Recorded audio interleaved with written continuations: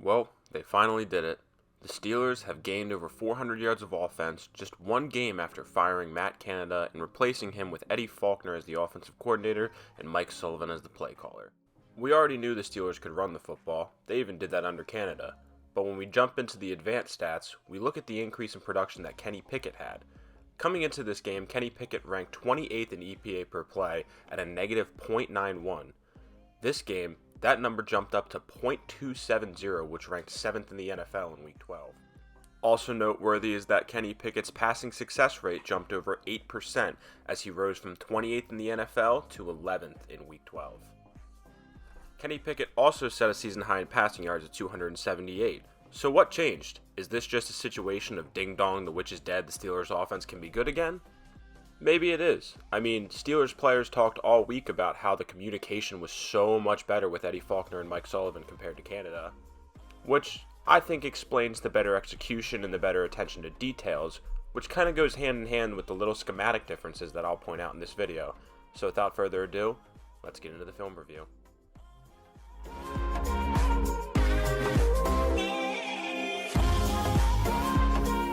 So on this first play here, we're going to get straight Tampa 2. The Bengals are going to have two corners in the curl flats, two deep safeties, two hooked curl defenders, and that one pole runner going right up the middle of the field in Logan Wilson. Logan Wilson is going to be a very important defender for the Steelers on this play. The Steelers are coming out here in four verticals off of play action. Just four guys running straight down the field. Two guys up the seam, two guys up the sideline. And when you're running four verticals into a Tampa 2 look like this, most quarterbacks are thinking about the whole shot here, the wide receiver running down the sideline between the corner and the safety. But that's not what the Steelers want on this play. The Steelers want to be aggressive over the middle of the field, something so dearly lacking from the Matt Canada offense. And this is why Logan Wilson is such an important defender here. The Steelers are essentially reading this like it's cover 3, and Logan Wilson is the middle of the field safety. The passing strength is to the field here. The Steelers have three eligibles on that side. So naturally, Logan Wilson is going to turn his hips towards Allen Robinson, which is going to open up space for Pat Freiermuth to bend that seam back and get open between the linebackers. Now, if we roll the clip, we can see what happened here. So the Steelers are going to use play action to draw up the hook to curl defenders. Pat Freiermuth is going to get in behind him. And right here, as we can see, Logan Wilson has flipped his hips towards the field side of the play. And Pat Freiermuth is going to bend his route back behind the other linebacker, and Kenny Pickett is going to fire this thing with timing and anticipation and hit Pat Freiermuth in stride for a nice 24-yard gain to start off the game. Another aspect of this play that I would like to talk about is the Steelers' creative use of play action on this play. Steelers are going to pull Isaac Seumalo, which is something they've been doing a lot in the run game the last couple of weeks, especially with Broderick Jones in there, is moving their tackles and their guards. The rest of the line is going to slide to the left as Kenny Pickett is going to run this play action fake to Najee Harris. As I mentioned, they're using this to pull the hook to curl defenders up to free Pat Freiermuth to get behind them. And this will bring me into my first point about the Steelers' offense this week, the combination of aggression and the use of play action. The Steelers' average depth of target went up over a full yard this week, jumping from 23rd in the NFL to 11th. And their play action usage jumped almost 8% from the first 11 weeks to week 12. Aggression and the use of play action are two staples of modern NFL offenses, as well as the use of the middle of the field, which I will go into further detail on this next play. The Bengals are running a combination coverage here on this play. To the boundary side, you're going to get two-man. The corner has the number one receiver, the linebacker has the running back out of the flat, and the safety has the deep half of the field. That's going to be two-man to the boundary side. As for the other side of this play, the Bengals are going to run zone on that side. It's a combination coverage. One side is man, one side is zone. What type of zone coverage are they going to run? It's going to be quarters. There's three eligibles on that side. It's the field side of the play. It's the passing strength. The Bengals are going to run quarters to that side. As for the Steelers, they have a 3-by-1 formation here. Deontay Johnson is the one-on-one to the two-man side, and Kenny Pickett could access that route if he would like to, but that's not what he's going to do on this play. Deontay Johnson is going to occupy that half-field safety, while on the other side of the play, George Pickens is going to run a dagger route, Allen Robinson is going to run a little sit route to hold down some linebackers, and Pat Freiermuth is once again going to run up the seam for Kenny Pickett. What the Steelers are going to get is Pat Freiermuth one-on-one with the Mike linebacker. The will is occupied by Jalen Warren. The half-field safety is going to be occupied trying to help with Deontay Johnson. The deep quarter safety is going to be stressed vertically, and Kenny Pickett is going to get his guy one-on-one up the seam with the Mike linebacker. And if we roll the clip, we can watch Pat Freiermuth win this rep, Kenny Pickett see this, fire this ball with anticipation on the numbers over the middle of the field for a first down. And speaking of the middle of the field, the Steelers are finally using it. Over the past couple of weeks, the Steelers almost intentionally avoided the middle of the field. But using the film in the Next Gen Stats passing charts, we can see that Kenny Pickett finally accessed the middle of the field, something so important in a modern NFL offense, yet so lacking from the Matt Canada offense. Another thing so painfully missing from the Matt Canada offense were just simple details. Once again on this play, the Bengals are running some version of cover 2. The important part of this play is just the two-man game here between Pat Freiermuth and George Pickens. The minute details here on George Pickens' route is actually going to open up this completion to Pat Freiermuth. George Pickens is going to be tasked with stressing two defenders on this play to open up space for Pat Freiermuth to get open. He's going to stem this route horizontally to push Mike Hilton out towards the sideline, and then he's going to run up the seam vertically to make this linebacker carry him, opening up all this space in the middle of the field for Pat Freiermuth just to sit down and get a nice easy completion for Kenny Pickett.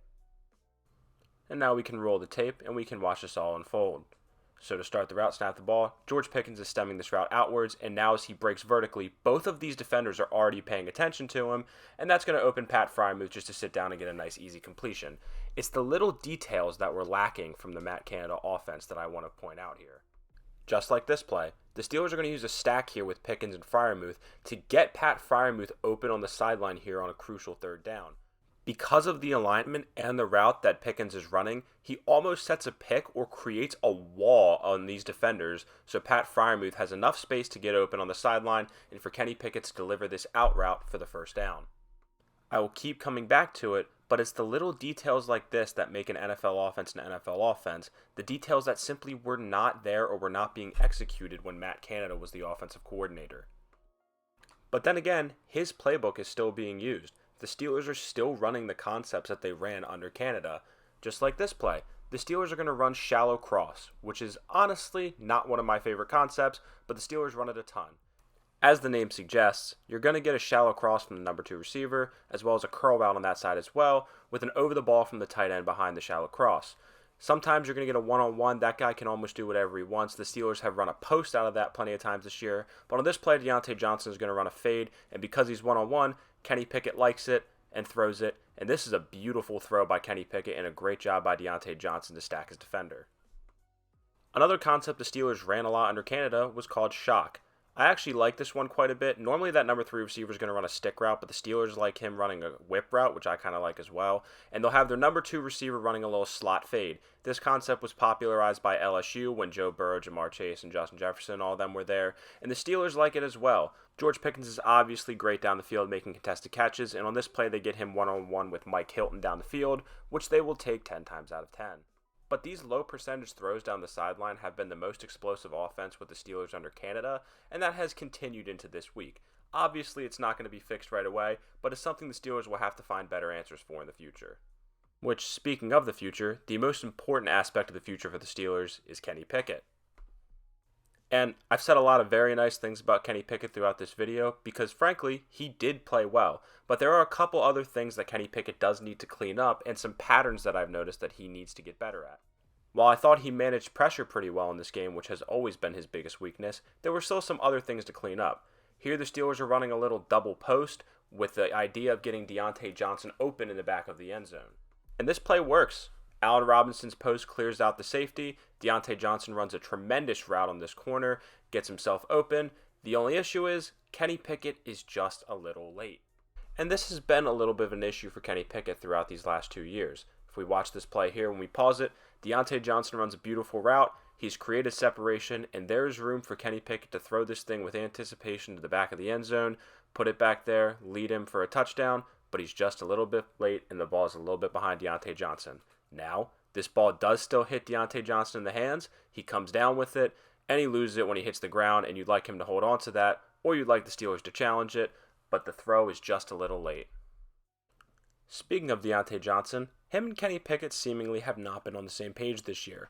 On this play, the Steelers are going to run smash, and Deontay Johnson, instead of running a little hitch route, is going to run a whip route or a return route or a Colorado route or whatever the hell you want to call this route.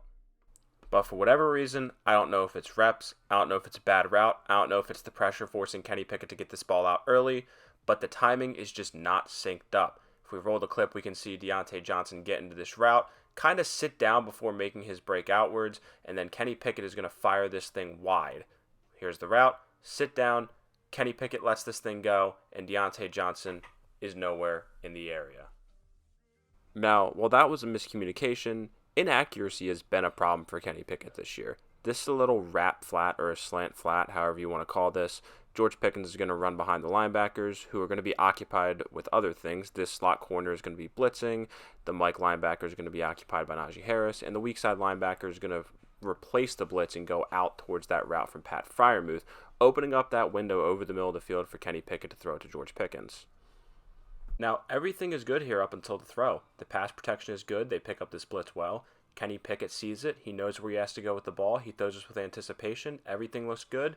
The only issue is he throws this right over George Pickens' head. These big sprays have been a problem for Kenny Pickett this year and something that he needs to get ironed out fast.